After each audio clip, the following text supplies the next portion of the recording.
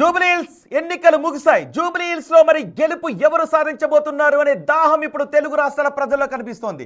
మీ దాహాన్ని పూర్తిగా తీర్చాలంటే 14వ తారీఖు వరకు ఉండాలి. కానీ బిగ్ టీవీ అంతకు ముందే మీ దాహాన్ని తీర్చబోతుంది. ఎగ్జిట్ పోల్ ఫలితాలను మీకు బిగ్ టీవీ అందించబోతుంది. బిగ్ టీవీ కూడా సర్వే చేసింది.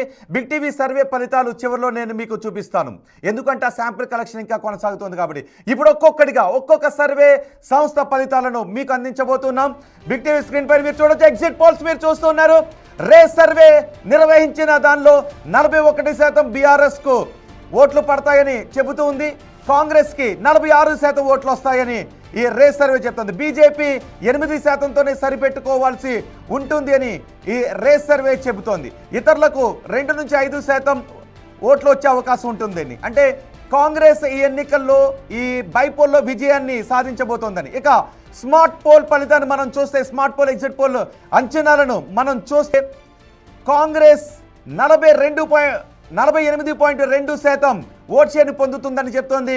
బీఆర్ఎస్ మాత్రం కేవలం 42.1%కే బీఆర్ఎస్ పరిమితం అవుతుందని స్మార్ట్ పోల్ చెప్తోంది. ఇక్కడ కూడా కాంగ్రెసే విజయ అవకాశాలు ఉన్నాయి, భారీ మెజార్టీ దిశగా కాంగ్రెస్ వెళుతుంది అని ఎగ్జిట్ పోల్ చెప్తుంది. స్మార్ట్ పోల్ ఏకంగా 48.2% కాంగ్రెస్ ఓట్ షేర్ చేసుకుంటుందని చెబుతూ ఉంది. సో గత ఎన్నికలతో పోల్చుకుంటే కాంగ్రెస్ ఓట్ షేర్ చాలా ఎక్కువగా పెరిగిన పరిస్థితి మనకి కనిపిస్తుంది. 10%కి పైగా కాంగ్రెస్ ఓట్ షేర్ పెరిగింది. గత ఎన్నికలతో పోల్చుకుంటే బీఆర్ఎస్ ఓట్ షేరు తగ్గిపోయిన పరిస్థితి ఇక్కడ కనిపిస్తుంది. పబ్లిక్ పల్స్ బీఆర్ఎస్కి 41.8% ఇస్తే కాంగ్రెస్కి ఏకంగా 48.5% కాంగ్రెస్కి ఇస్తోంది. 48.5%తో కాంగ్రెస్ విజయ డంకాను మోగిస్తుంది జూబ్లీహిల్స్ ఎన్నికల్లో అని ఈ సర్వే ఫలితాలు చెప్తున్నాయి. పబ్లిక్ పల్స్ చెబుతోంది. బీజేపీ కేవలం 6.5%కే పరిమితం కావాల్సి ఉంటుంది అని ఈ సర్వే చెబుతుంది. బీజేపీ ఎక్కడ కూడా తన ప్రభావాన్ని పెద్దగా చూపించట్లేదు. కానీ గత ఎన్నికల్లో నమోదైన ఓట్ షేర్ కంటే స్వల్పంగా ఇక్కడ బీజేపీకి ఓట్ షేర్ పెరుగుతూ ఉండటాన్ని గమనించవచ్చు. రేస్ సర్వే ఫలితాన్ని మీరు చూస్తున్నారు. బీఆర్ఎస్ 41%కి పరిమితం అవుతూ ఉంటే కాంగ్రెస్ మాత్రం 48.2%కి ఓట్ షేర్ను సొంతం చేసుకుని విజయ డంకాను మోగిస్తుంది అని చెబుతోంది.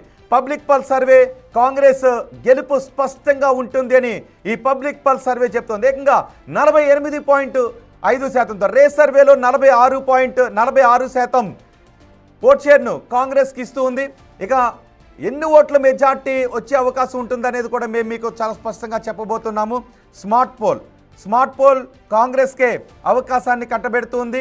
బీఆర్ఎస్ తన ఓట్ షేర్ని ఇక్కడ కోల్పోతూ ఉంది అని. మాగంటి సునీత ఓడిపోబోతున్నారు, నవీన్ యాదవ్ అసెంబ్లీలోకి అడుగు పెట్టబోతున్నారు అని ఈ రేస్ సర్వే ఫలితం చెబుతోంది. అలాగే మరోటి స్మార్ట్ పోల్ సర్వే ఫలితం కూడా అదే విషయాన్ని స్పష్టం చేస్తోంది. బీజేపీ మాత్రం 6 నుంచి 7%కి మాత్రమే ఓట్ షేర్ని పొందుతుంది.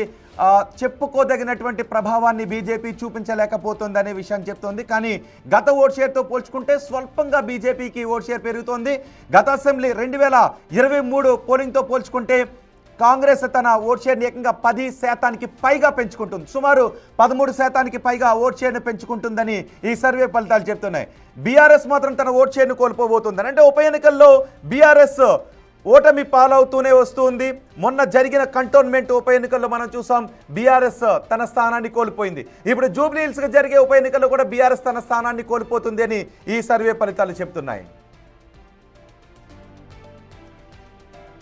ఎస్, ఇదే విషయంపై మాట్లాడటానికి, ఈ సర్వే ఫలితాలపై మాట్లాడటానికి దిలీప్ రెడ్డి మనకు అందుబాటులో ఉన్నారు. అలాగే ఆత్మసాక్షి నుంచి మూర్తి గారు కూడా మనకు అందుబాటులో ఉన్నారు.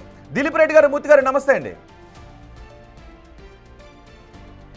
దిలీప్ రెడ్డి గారు, మూర్తి గారు నమస్తే అండి. నా మాట వినిపిస్తోందా? హలో మూర్తి గారు, నా మాట వినిపిస్తోందా? ఓకే మూర్తి గారు, ఏంటి సర్వే ఫలితాలు? దాదాపు కాంగ్రెస్ పార్టీ అంచనా వేసిన విధంగానే ఉన్నాయి. మీ సర్వే ఎలా సాగింది? మీ సర్వే ఫలితాలు ఏంటి? ఆత్మసాక్షి ఫలితాలు ఏంటి? మేము 10-15 డేస్ బ్యాక్ చేసిన సర్వేలో 3% లీడ్లో బీఆర్ఎస్ ఉంది సార్. ఎలక్షన్ దగ్గరికి వచ్చేటప్పటికి బీఆర్ఎస్ లూజెస్ ఇట్స్ గ్రౌండ్. అది కాంగ్రెస్ అనుకూలించింది. తర్వాత క్యాండిడేట్ల సెలక్షన్ లో కూడా బీఆర్ఎస్ మాత్రం కరెక్ట్ గా చేయలేకపోయిన సానుభూతి అనుకున్నాను, కానీ సానుభూతి ఇక్కడ వర్కౌట్ కాలేదు. తర్వాత గ్రౌండ్ లెవెల్లో 2 సార్లు ఓడిపోవడం వల్ల కాంగ్రెస్ క్యాండిడేట్, తర్వాత యువకుడు అవ్వడం వల్ల ప్రజలకు అందుబాటులో ఉంటాడు అన్న ఒక ఫీలింగ్ పబ్లిక్లో వచ్చింది. దానివల్ల ఇంకోటి ఇంకంబెంట్ గవర్నమెంట్, ప్రజెంట్ గవర్నమెంట్ కాబట్టి ప్రజెంట్ గవర్నమెంట్కి ఓట్లు వేస్తే పథకాలు అవి వస్తాయి, ఇంకా టైం ఉంది, ఇప్పుడు ఈ ఒక్క సీటు పోవడం వల్ల బీఆర్ఎస్కి వచ్చేది లేదు పోయేది లేదని ప్రజల ఫీలింగ్ ఒకటి ఉంది. తర్వాత ఎలక్షన్ క్యాంపెయినింగ్ కూడా కరెక్ట్గా ప్లాన్ చేయలేకపోయింది BRS. That is the major problem. ఏంటి ఈ 10 రోజుల్లో, అంటే 10 రోజులకు ముందు 3% ఎక్కువ ఓట్ షేర్ బీఆర్ఎస్కి ఉంటుంది అని చెప్పారు. ఈ 10 రోజుల్లోనూ మార్పు రావడానికి కారణం ఏంటి? ఏం జరిగింది ఈ 10 రోజుల్లో? ఎలక్షన్ క్యాంపెయినింగ్ లో బీఆర్ఎస్ చేసిన పొరపాట్లు కొన్ని ఉన్నాయి. 2, కాంగ్రెస్ అనేది ప్రెజెంట్ గవర్నమెంట్ వాళ్ళ యొక్క పబ్లిక్ లోకి వెళ్ళడం, సీఎం అనేవాళ్ళు సీఎం వెళ్ళి ఓట్లు అడగడం, మినిస్టర్లు అందరూ వర్క్ చేయడం, గ్రౌండ్ లెవెల్లో బాగా చేయడము, తర్వాత పోలింగ్ చేయించుకోవడము, పబ్లిక్ లో ప్రతి వాళ్ళకి వాళ్ళు రీచ్ అవ్వడం వల్ల ఆ అడ్వాంటేజ్ కాంగ్రెస్కి వచ్చింది సార్. ఓకే మూర్తి గారు, నేను మళ్ళీ మీ దగ్గరకు వస్తాను. మురళీకృష్ణ ఉన్నారు, సెఫాలజిస్ట్, మనకి ఢిల్లీ నుంచి ఆయన అందుబాటులో ఉన్నారు. మురళీకృష్ణ గారు, మీ అంచనాలు ఏంటి? జూబ్లీస్ సంబంధించి మేము ఎటువంటి సర్వే నిర్వహించలేదండి. జూబ్లీస్ అని కాదు, ఎక్కడ బై ఎలక్షన్స్ అయినా మేము సర్వే నిర్వహించలేదు. బీహార్ సంబంధించి మేము చేసామండి. ఓకే, బీహార్ గురించి మాట్లాడదాం ఒకసారి. మీ అంచనాలు ఏంటి? మీ సర్వే చేయలేదు కానీ వస్తున్నటువంటి ఈ ఫలితాల అంచనాలు కానీ, జూబ్లీహిల్స్ నియోజకవర్గ ప్రచారం దగ్గర నుంచి పోలింగ్ వరకు ఆ మూడ్ ఏ విధంగా అనిపిస్తుంది? సహజంగా మీరు ఒక అంచనా వేసే అవకాశం ఉంటుంది కదా? లేదండి, మేము బై ఎలక్షన్ సంబంధించి ఎప్పుడు తీసుకోం. ఎందుకంటే కొన్ని స్పెషల్ కేసెస్లో జరుగుతూ ఉంటాయి ఎలక్షన్స్. జనరల్గా కూడా కొంత గవర్నమెంట్ సంబంధించి ఫేవర్గా ఉంటాయి. ఓకే, కానీ గతంలో బీఆర్ఎస్ అధికారంలో ఉన్నప్పుడు దుబ్బాక కావచ్చు, హుజూరాబాద్ కావచ్చు, ఇలాంటి చోట్ల గవర్నమెంట్కి వ్యతిరేకంగా వచ్చిన సందర్భాలు ఉన్నాయి కదా. కానీ ఆ తర్వాత కొన్ని ఎన్నికలు హుజూర్ నగర్ కావచ్చు, ఇలా గవర్నమెంట్కి అనుకూలంగా వచ్చాయి. సో నిజానికి బైపోల్లో ఏ ఫ్యాక్టర్ ఎక్కువగా రోల్ ప్లే చేస్తుంది ఇలాంటి సెంటిమెంట్తో జరిగే ఎలక్షన్స్లో? మరి ముఖ్యంగా జనరల్గా కూడా గవర్నమెంట్ ఫేవర్గానే వస్తాయండి ఎక్కడైనా సరే. 1-2 ఎలక్షన్స్ అలా వచ్చిండొచ్చు, కానీ మీరు జనరల్ ఎలక్షన్ ముందు తీసుకున్నట్లయితే హుజూరాబాద్ కానీ మీరు చెప్పిన దుబ్బాకలో కాంగ్రెస్ ఎటువంటి పెర్ఫార్మెన్స్ చేయలేకపోతుంది. కానీ తర్వాత వచ్చిన 2023 ఎలక్షన్, జనరల్ ఎలక్షన్లో కాంగ్రెస్ గవర్నమెంట్ ఫామ్ చేసింది.